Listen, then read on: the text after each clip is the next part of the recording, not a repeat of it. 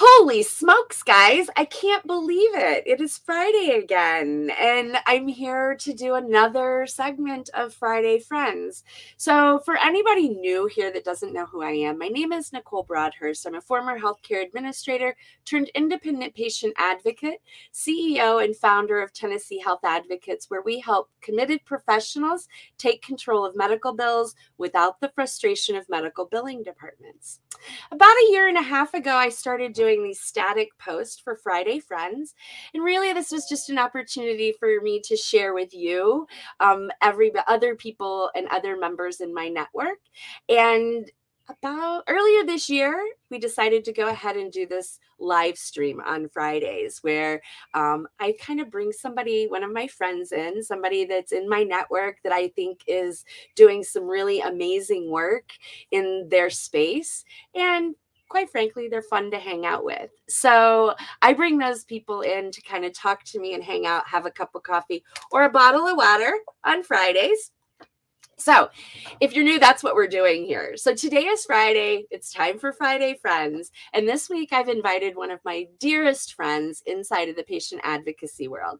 Karen Curtis, founder of the Care Partner Project, is literally one of the first independent patient advocates that I ever connected with when I started my business. She had a program. I'm going to let her talk about that, but she had a program at the time that I got involved with and really helped set me on a strong foundation for my practice. So, without any further talk from me, let's talk to Karen. Good Karen, thank morning. you so much for joining us.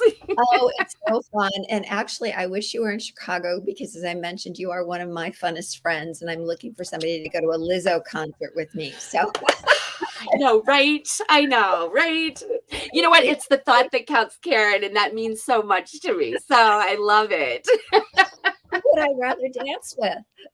Right? Exactly. So I'm just going to kind of let folks know what you're referring to. So, what Karen's talking about is on Wednesdays, we have a community of independent patient advocates that get together to really get strong and create profitable and sustainable practices. And 15 minutes before our weekly call on Wednesdays, we do chair dancing. So, if that sounds interesting to you as an independent advocate, visit thepowerfulpatient.com, and that's in the banner scrolling below. So anyway, so thank you for dancing with me yesterday. That was a lot of fun. Yes, it was. It definitely was. It was actually the best Zoom intro I've ever been able to be part of. So, thank you. And that says a lot because there's been a lot of Zooming over the last couple of years. Yes. Yes. Changing it up takes a lot of creativity. Well, That we you sure are had known fun for. with that. Yes. Thanks, Karen. So why don't you go ahead and tell us who you are and what you do, a little bit about the Care Partner Project. Well, the Care Partner Project is fundamentally, bottom line, it's all about helping patients and families feel much more confident. Well, first of all, informed and then confident about managing healthcare, which is uber complicated. And truthfully, if you're one of those people who gets to go for your annual physical every year and it's always fine, fine, fine, and off you go for another year of fabulous health, we're probably not for you. But if you fall in that bucket of, ooh, gee, I just had a diagnosis that I really, really don't like, and I'm a little worried about, or I need a surgery, even outpatient surgery, or I am going to my doctor's appointments and I have so many questions and we never seem to cover them all. We have these checklists for you to be informed, organized, proactive, and confident. And that's really what we're all about. I love it. I love it. And they're free. So, Download yeah. them. So where can they go to get those? So go to the carepartnerproject.org and click on all of the tabs across. We realize that we have so much content that's buried under those tabs, and we're kind of working on that.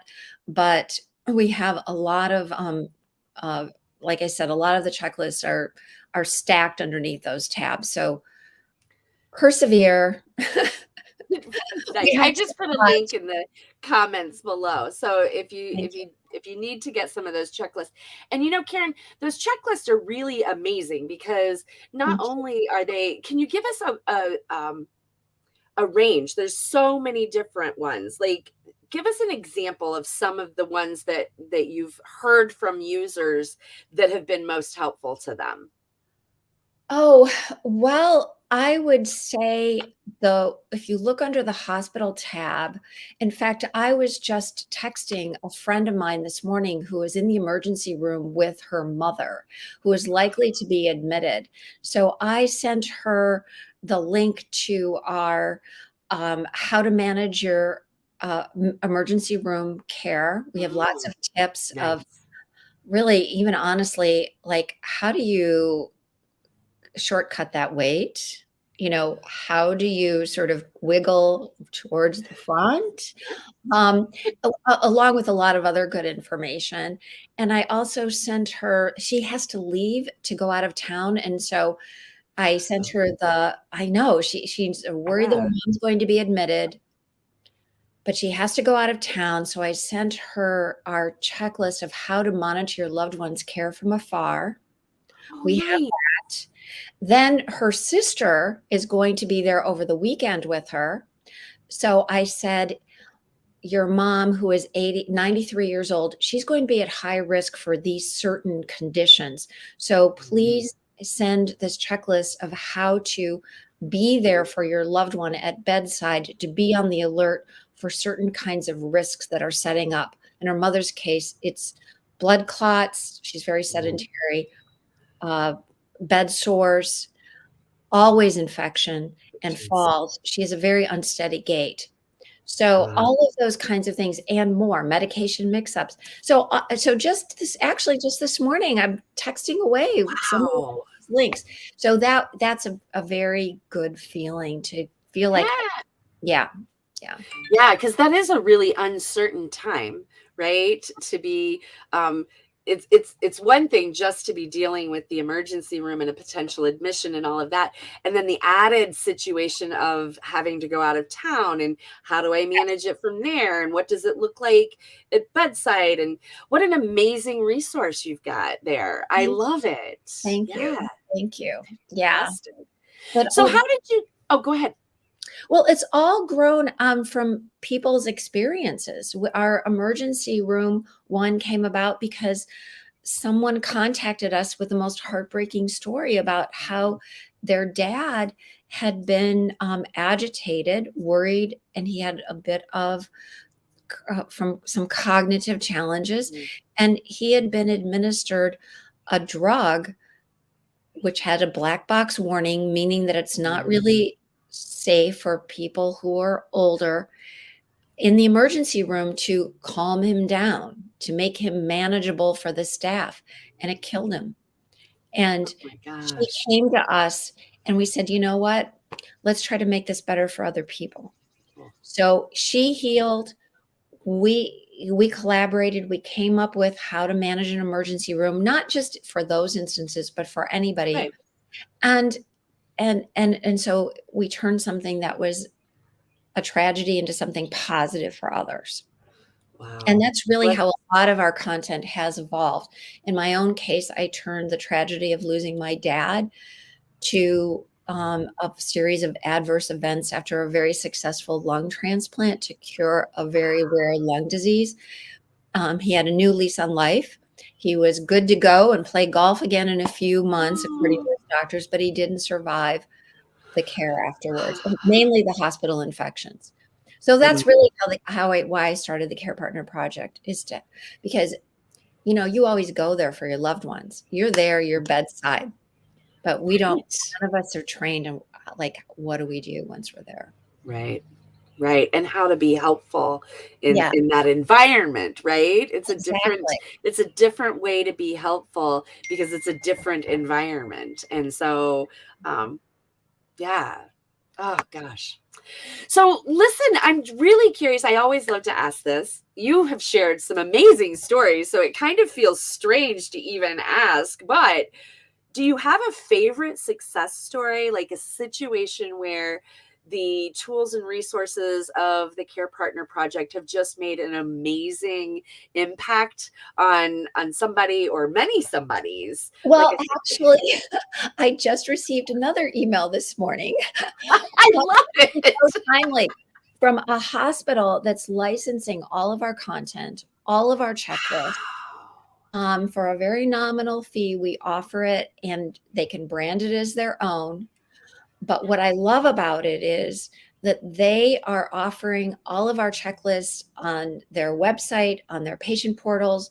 They're sharing them with their students. They have Wow. nursing school and a medical school, and they're doing all kinds of projects with Oh my our gosh. checklists for students, but also because they are loading them on their various ways that they reach patients, Mm.